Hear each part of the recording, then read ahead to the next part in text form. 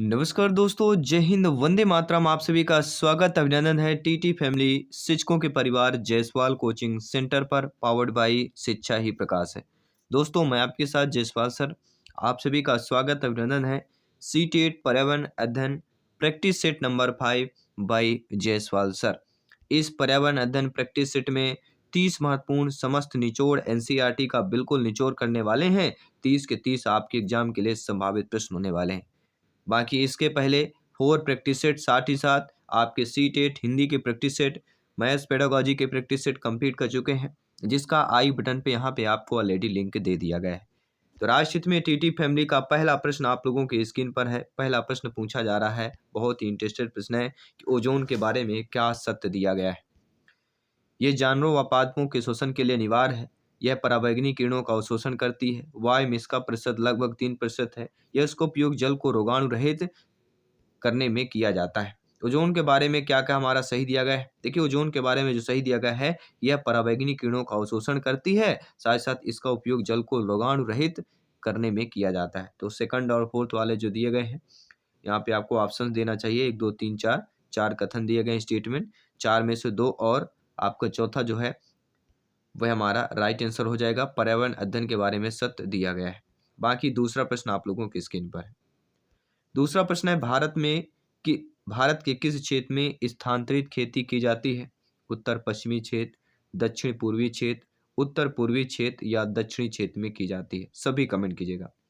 भारत में जिस क्षेत्र में स्थानांतरित खेती की जाती है वह हमारा कहलाता है उत्तर पूर्वी क्षेत्र। जी हाँ, उत्तर पूर्वी क्षेत्र में जो है भारत में स्थानांतरित खेती की जाती है। थर्ड वाला ऑप्शन सही हो जाएगा। अगला प्रश्न है जो आप लोगों की स्क्रीन पर है। प्रश्न है कि निम्नलिखित में से कौन सा भारत के 4 जैव विविधता युक्त हॉट स्पॉट में से एक है। अरावली की पहाड़ियाँ, खासी पहाड़ी, हिमालय की पहाड़ी, विंध्याचल की पहाड़ी। सभी कमेंट कीजिएगा। जी हाँ, मेरे प्यारे प्यारे भाइयों की प्यारी प्यारी बहनें, गृहिणी जिनका सपना है टीटी एग्जाम को फतेह करना, सभी कमेंट कीजिएगा। दोस्तों, भारत के 4 विविधता युक्त में जो हॉट स्पॉट में से एक आपका माना जाता है वह आपका हिमालय है। ठीक है, थर्ड वाला ऑप्शन सही हो जाएगा। अगला प्रश्न है, सीएनजी व बायोगैस के मुख्य घटक कौन होते हैं। प्रोपेन, हाइड्रोजन सल्फाइड, मीथेन या एथेन की बात करेंगे। तो आप सभी लोग जानते हैं सीएनजी व बायोगैस के जो मुख्य घटक कहलाता है वह आपका मीथेन कहलाता है, जिसका रासायनिक सूत्र CH4 होता है। तो सीएनजी व बायोगैस का मुख्य घटक आपका मीथेन हो जाता है। देखिए, बायोगैस का प्रमुख घटक मीथेन है। बायोगैस आमतौर पर लगभग 50 से 70% मीथेन होता है। 25 से 45% कार्बन डाइऑक्साइड CO2 होता है। हाइड्रोजन, हाइड्रोजन सल्फाइड, जल वाष्प, नाइट्रोजन, ऑक्सीजन, अमोनिया जैसे अन्य गैसों से मिलाकर आपका बायोगैस बनता है। तो सबसे ज़्यादा मीथेन की वैल्यू होती है। ठीक है, इसलिए प्रमुख घटक मीथेन को रखा गया है। अगला प्रश्न है, भारत जल सप्ताह 2022 कब मनाया गया है। 1 से 5 नवंबर, 22 मार्च से 26 मार्च, 1 अक्टूबर से 8 अक्टूबर, 24 सितंबर से 28 सितंबर। देखिए, भारत में जल सप्ताह 2022 कब मनाया गया। 1 से लेके 5 नवंबर पर मनाया गया। जी हाँ, भारत जल सप्ताह 2022 कब मनाया गया। 1 से 5 नवंबर के बीच मनाया गया। यहाँ पे जनवरी वाला ऑप्शन गलत दिया गया है, मिसप्रिंट हो गया है, लेकिन राइट ऑप्शन है भारत का जल सप्ताह 2022 कब मनाया गया। 1 से 5 नवंबर के बीच मनाया गया। कोई भी डाउट हो बेफिक्र आप लोग कमेंट कर सकते हैं। आपका एक एक कमेंट फीडबैक सर्वोपरि है, सम्मान है। दोस्तों, निम्नलिखित में से ऊर्जा के गैर पारंपरिक स्रोतों का समूह क्या है। देखिए, एक प्रश्न पूछा जाता है गैर पारंपरिक स्रोत, दूसरा होता है पारंपरिक स्रोत। तो दो ये ऐसे टॉपिक है जहां से प्रश्न पूछा जाता है। तो गैर पारंपरिक स्रोतों का जो समूह होता है, क्या वह खनिज तेल, प्राकृतिक गैस, कोयला है। कोयला, पवन ऊर्जा, बायोगैस है। सौर ऊर्जा, परमाणु ऊर्जा, पवन ऊर्जा है। भूतापीय ऊर्जा, प्राकृतिक गैस या पेट्रोलियम है। सभी कमेंट कीजिएगा। देखिए, गैर पारंपरिक स्रोत का मतलब होता है सौर ऊर्जा, परमाणु ऊर्जा, पवन ऊर्जा। गैर पारंपरिक स्रोत कभी खत्म नहीं होते हैं। ठीक है, लेकिन जो आपका खनिज तेल होता है, कोयला होता है, ठीक है, आपका कोयला हो गया ऑप्शन, ये क्या है, ये कहीं ना कहीं जीवाश्म ईंधन हमें प्राप्त होते हैं, लेकिन ये धीरे धीरे खत्म हो रहे हैं। ठीक है, पेट्रोलियम भी आपका खत्म हो रहा है। तो तीनों ऑप्शन में जो दिया गया है ये खत्म होने की कगार पर है। लेकिन गैर पारंपरिक स्रोत वो होते हैं जो हमें प्रकृति से डायरेक्ट सौर ऊर्जा, परमाणु ऊर्जा, पवन ऊर्जा, ये हमारे गैर पारंपरिक स्रोत का समूह हो जाएगा। आइए बात करते हैं अगले प्रश्न की। विटामिन बी 12 में उपस्थित धातु कौन सी होती है? सोडियम, मैग्नीशियम, कोबाल्ट या लोहा? सभी कमेंट कीजिएगा। दोस्तों विटामिन बी 12 में उपस्थित जो धातु है, विटामिन बी 12 में उपस्थित धातु जो कहलाती है वह कहलाता है कोबाल्ट। इसकी बात करेंगे, कोबाल्ट की बात करेंगे। विटामिन बी 12 में उपस्थित धातु आपकी कोबाल्ट है।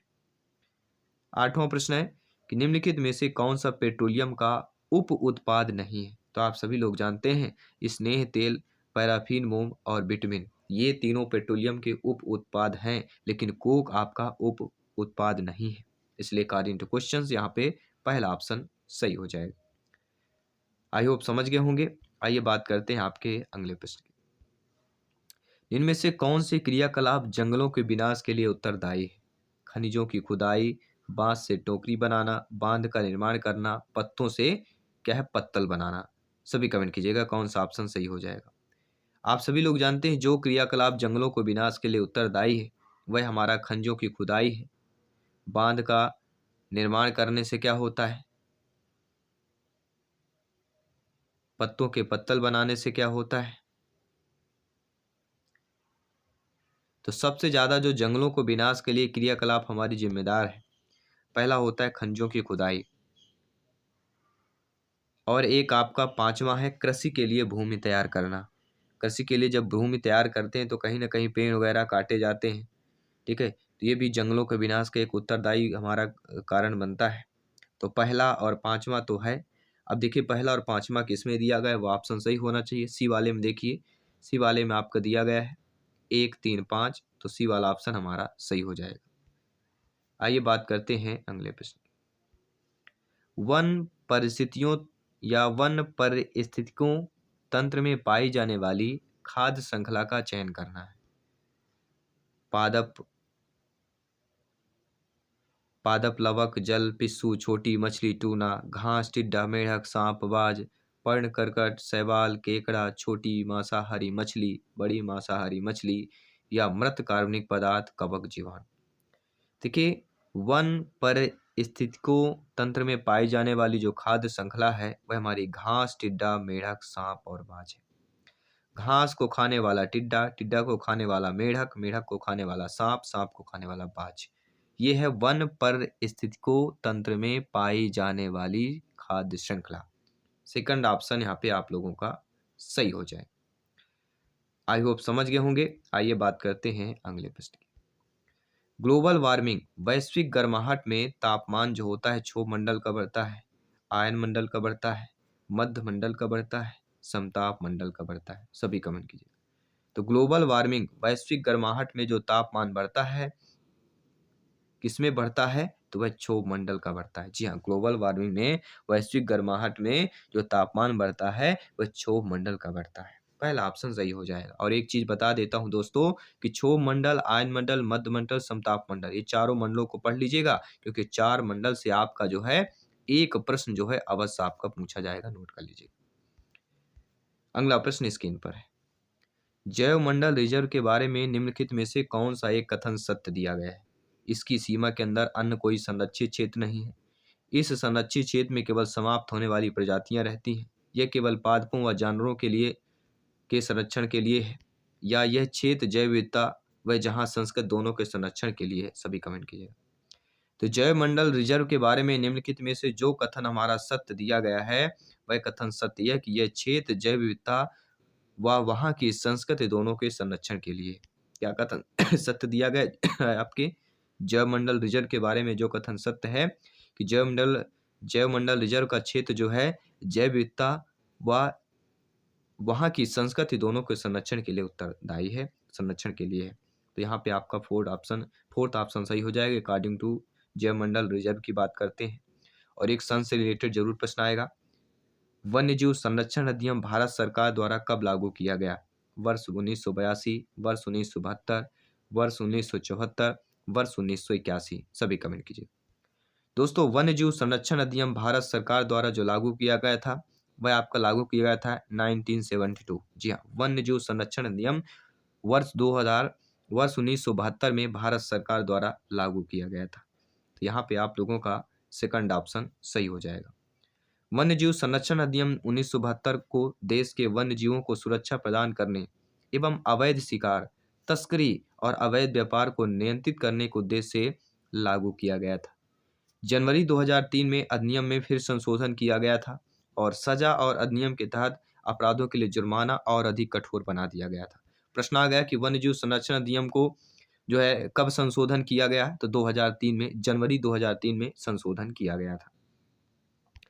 अगला प्रश्न है, बायोडीजल के लिए किस पौधे की खेती की जाती है? सोयाबीन, रतनजोत, मूंगफली, सूरजमुखी। सभी कमेंट कीजिएगा।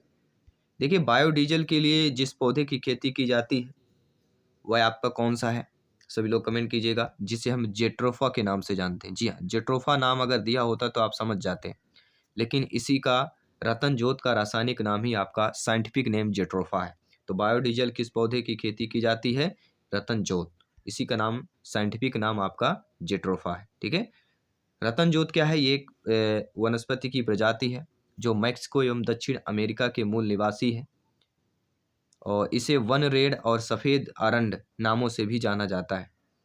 रतनजोत का वैज्ञानिक नाम जेट्रोफा कर्कस है, जो कि उष्णकटिबंधीय सदाबहार मुलायम काष्ठ वाला एक झाड़ूनुमा एक वनस्पति है। अगला प्रश्न है कि कौन सा सही सुमेलित नहीं है? देखिए, फिरन जम्मू कश्मीर बिल्कुल सही बात है। फुलवारी पंजाब से रिलेटेड है। रहदेव हिमाचल प्रदेश से रिलेटेड है। लेकिन पानो भाजो पश्चिम बंगाल से रिलेटेड है, यह गलत है। तो पानो भाजो ये आपके पश्चिम बंगाल से रिलेटेड नहीं है।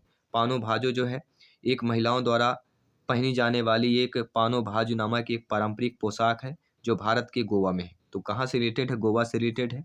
गोवा के लोगों की विशिष्ट वेशभूषा दक्षिण भारत के अन्य राज्यों से बहुत करीब है। तो फुलवारी कहाँ की वेशभूषा है? यहाँ पे पंजाब, रहदे हिमाचल प्रदेश, फिरन जम्मू कश्मीर और पानो भाजो यहाँ पे क्या हो जाएगा? गोवा। ठीक है, तो यहाँ पे गोवा कर लेना है। तो ये चार ऑप्शंस, चार क्वेश्चनों के साथ, एक प्रश्न के साथ, चार ऑप्शंस के साथ हम चार प्रश्न को, चार टॉपिक को कंप्लीट कर लेते हैं, चार टाइप के क्वेश्चन को कंप्लीट कर लेते हैं।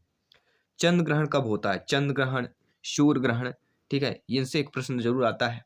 तो चंद्र ग्रहण की अगर बात करें, अमावस्या, पूर्णमासी, इनसे से प्रश्न आएगा। तो कोई भी ये ऐसे 8-10 टॉपिक हैं जो एक प्रश्न आ जाता है। तो चंद्र ग्रहण क्यों होता है? पृथ्वी, सूर्य और चंद्रमा के बीच होती है। चंद्रमा पृथ्वी एवं सूर्य के बीच होता है। सूर्य पृथ्वी एवं चंद्रमा के बीच होता है। पृथ्वी, सूर्य और चंद्रमा के सीधे रेखा में होता है। तो चंद्र ग्रहण कब होता है?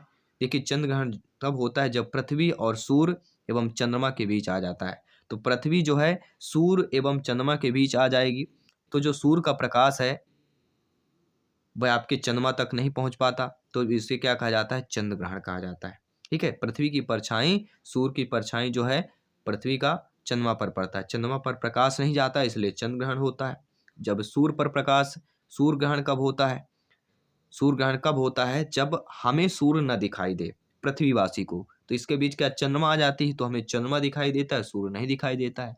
तो ये कहलाता है सूर्य ग्रहण। तो चंद्र ग्रहण, सूर्य ग्रहण को आपने समझ लिया, जो हमें दिखाई न दे और किसके वजह से, ये आपको जान लेना है।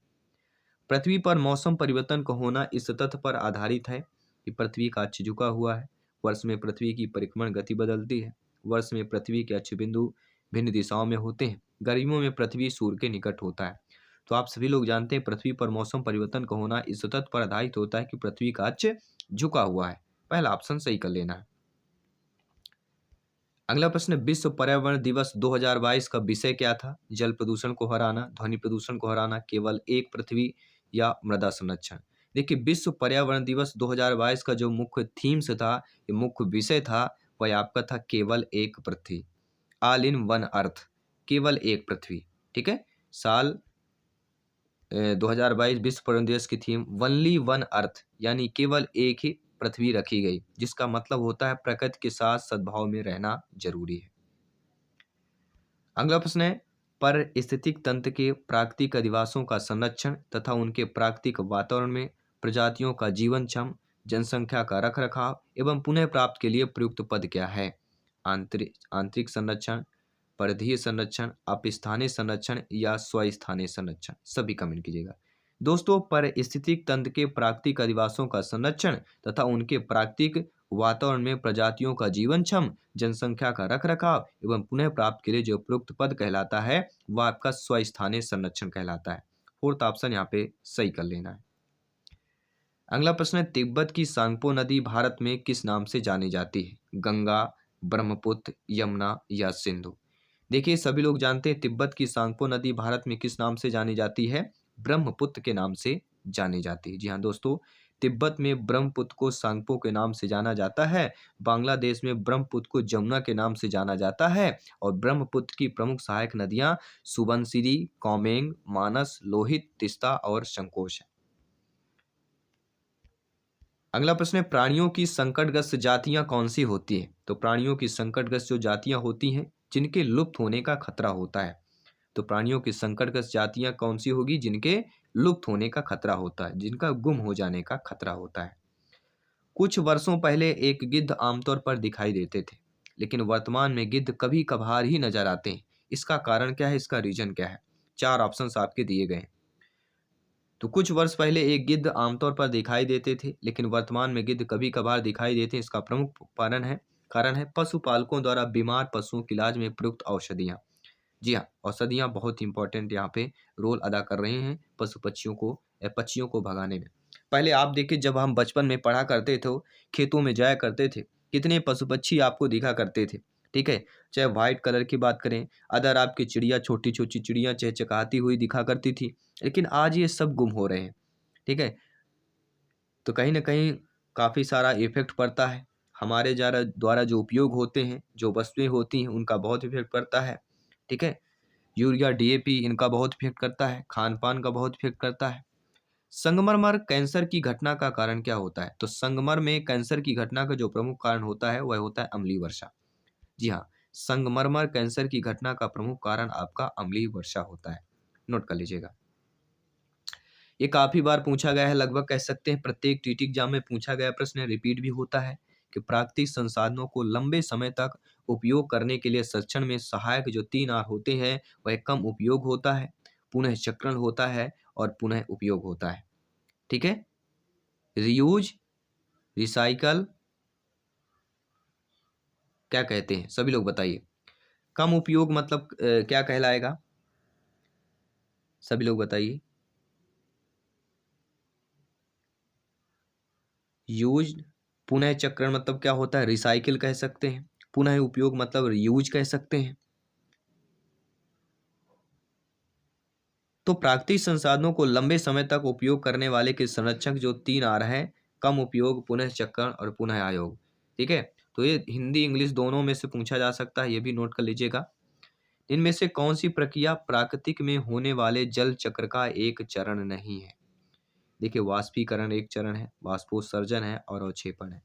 ये 3 प्रक्रिया प्रकृति में होने वाली जल चक्र का चरण है, लेकिन आपका प्रकाश संश्लेषण यह जल चक्र का चरण नहीं।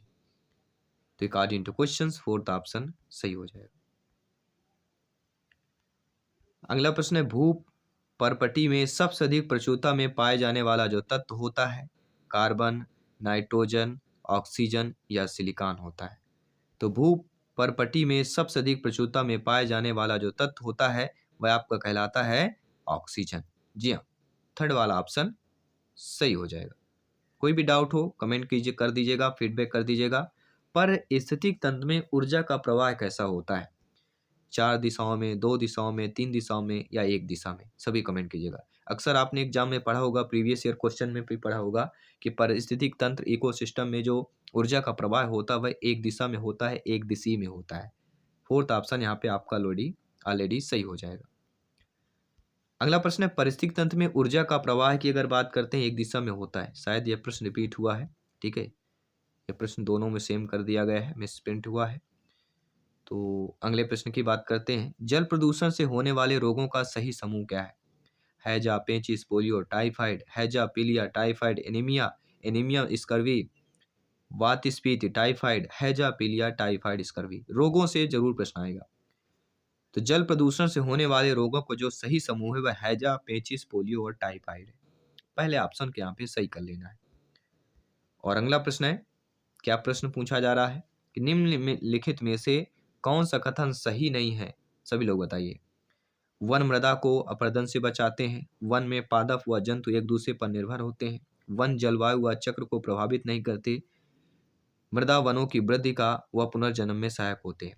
देखिए, जो कथन हमारा सही दिया गया है, वन क्या होते हैं? मृदा को अपरदन से बचाते हैं। पेड़ पौधे मृदा को मिट्टी के कटाव को बचाते हैं, बिल्कुल सही बात है। वन में पादप जंतु एक दूसरे पर निर्भर रहते हैं, बिल्कुल सही बात है। और मृदा वनों की वृद्धि एवं पुनर्जन्म में सहायक होते हैं, बिल्कुल सही बात है। मिट्टी है, तभी तो मिट्टी से ही उसको एनर्जी और ऊर्जा मिलती है पेड़ पौधों को, और तभी इनका मिट्टी में इनको बीज रूपांतरित होते हैं, इनका फिर पुनर्जन्म होता है।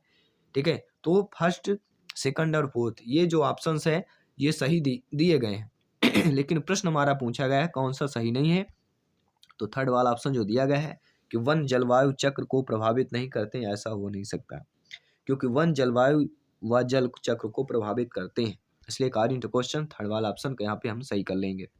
और आइए एक मॉक क्वेश्चन कर लेते हैं। आपको एक क्वेश्चन सेम सेम हमने जो किया था 27 नंबर, उसके उपलक्ष्य में एक एक्स्ट्रा प्रश्न कर रहे हैं जो आपके मॉक क्वेश्चन के रूप में रहेगा। निम्नलिखित में से कौन से एक भारत संघ शासित प्रदेश नहीं है? चंडीगढ़, मणिपुर, जम्मू कश्मीर, लद्दाख। तो कौन एक भारत का संघ शासित प्रदेश नहीं है, यह आपको कमेंट करके बताना है, फीडबैक करके बताना है। आप सभी के लिए मॉक क्वेश्चन के रूप में है। और टॉप 30 में से आपका फीडबैक क्या है? इस प्रैक्टिस पेपर में, इस प्रैक्टिस सेट में आपने कितने स्कोर प्राप्त किया, आपको कमेंट बॉक्स में अवश्य शेयर करना है। मैं आपके साथ जायसवाल सर मिलता हूँ आपकी अगली क्लास पर। सभी मित्रों को जय हिंद, वंदे मातरम, धन्यवाद सभी का।